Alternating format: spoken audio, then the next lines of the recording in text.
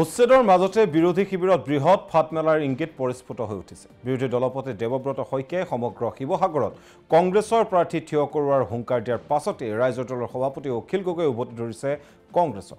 শিৱসাগৰত অখিল গগৈক কোনো শক্তিয়ে হৰুৱাব নোৱাৰে বুলি স্পষ্ট কৰি দিয়ে বিধায়ক অখিল গগৈ। আৰু শিৱসাগৰ মিলাই আমি 5টা সমষ্টি আছো। এতিয়া আমাৰ চেষ্টা হ'ব কেনেকৈ আমাৰ পুৰণা শিৱসাগৰ জিলাৰ 5টা সমষ্টিতে কংগ্ৰেছ দলক শক্তিশালী কৰি আগন্তুক নিৰ্বাচনত জয়লাভ কৰিব পাৰো। যে শিৱসাগৰত মই জিকিবৰ কাৰণে বিজেপি কংগ্ৰেছ কাৰোলৈ ভয় কৰাৰ কোনো প্ৰয়োজন নাই আৰু কংগ্ৰেছৰ পৰা মই সহায় লোৱাৰো প্ৰয়োজন নাই। এই কথাটো ক্লিয়াৰ কৰি লৈছো।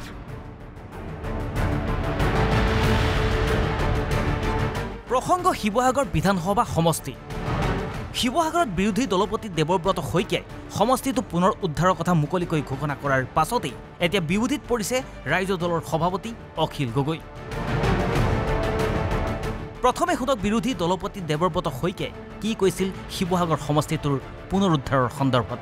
পুনৰবাৰ আমি এটা সময়ত শিৱসাগৰ জিলাৰ চৰাইদেউ বিভাজন হোৱাৰ পূৰ্বে আমাৰ ইয়াত 6টা সমষ্টি আছিল। তেতিয়া আমি 6টা সমষ্টিতে কংগ্ৰেছে প্ৰতিনিধিত্ব আগবঢ়াইছিলো আৰু জয়লাভ কৰিছিলো। পৰৱৰ্তী সময়ত এতিয়া আমগুৰি সমষ্টি বিজেপি চৰকাৰে বিলুপ্ত কৰিলে। সেই গতিকে চৰাইদেউ আৰু শিৱসাগৰ মিলাই আমি 5টা সমষ্টি আছো। এতিয়া আমাৰ চেষ্টা হ'ব কেনেকৈ আমাৰ পুৰণা শিৱসাগৰ জিলাৰ 5টা সমষ্টিতে কংগ্ৰেছ দলক শক্তিশালী কৰি আগন্তুক নিৰ্বাচনত জয়লাভ কৰিব পাৰো আৰু তাৰ কাৰণে এতিয়া অজয় গগৈৰ নেতৃত্বত আমি দলৰ সাংগঠনিক ভিত্তি আৰু মজবুত কৰিম। ইয়াৰ পাছতে স্বাভাৱিকতে সৰব হৈ উঠে ৰাইজৰ দলৰ সভাপতি তথা শিৱসাগৰৰ বিধায়ক অখিল গগৈ।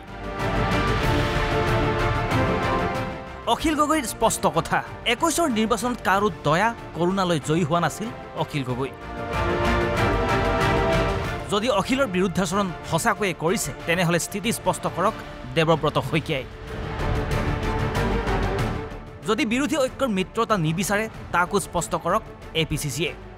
আৰু যদি দেৱব্ৰত শইকীয়াই সেই কথাটো তেনেকুৱা অৰ্থত কোৱাই নাই তেতিয়াহ'লে নিশ্চয় দেৱব্ৰত শইকীয়াই আজি এটা ক্লেৰিফিকেশ্যন দিব।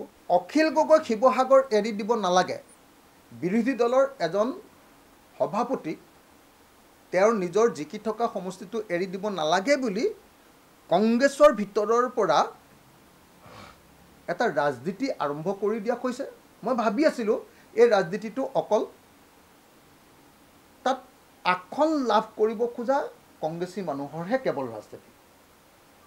কিন্তু এতিয়া দেৱব্ৰত শইকীয়াৰ বক্তব্যৰ মানে এই ৰাজনীতিৰ ভিতৰত আৰু বেছি ষড়যন্ত্ৰ আছে যেন অনুমান হ'বও পাৰে নহ'বও পাৰে। আৰু যদি দেৱব্ৰত শইকীয়াই তেনেকুৱা বক্তব্যই কথাটো কৈছে নিশ্চয় কংগ্ৰেছে তাৰ ওপৰত এটা ক্লেৰিফিকেশ্যন দিব। দল হিচাপে APCCয়ে নিশ্চয় এটা ক্লেৰিফিকেশ্যন দিব যে তেওঁলোকৰ স্থিতি কি। স্বাভাৱিকতে এতিয়া প্ৰশ্ন উত্থাপন হৈছে শিৱসাগৰ সমষ্টিটোক লৈ এতিয়া বিৰোধীয়ে খোৱা কামোৰা কৰি থাকোঁতেই ৱক অভাৰ পাব নেকি বিজেপিয়ে। কাৰণ 26ৰ নিৰ্বাচনত শিৱসাগৰ সমষ্টিৰ পৰা এগৰাকী শক্তিশালী প্ৰাৰ্থী থিয় কৰোৱাৰ ইতিমধ্যে যুঁজা আৰম্ভ কৰিছে শাসকীয় দলটোৱে। শিৱসাগৰৰ পৰা ইৰছাদ উল্লাৰ সহযোগত ভিডিঅ' জাৰ্নেলিষ্ট কৃষ্ণ শইকীয়াৰ সৈতে গুৱাহাটীৰ পৰা মনোজ দুৱাৰাৰ ৰিপৰ্ট NB নিউজ।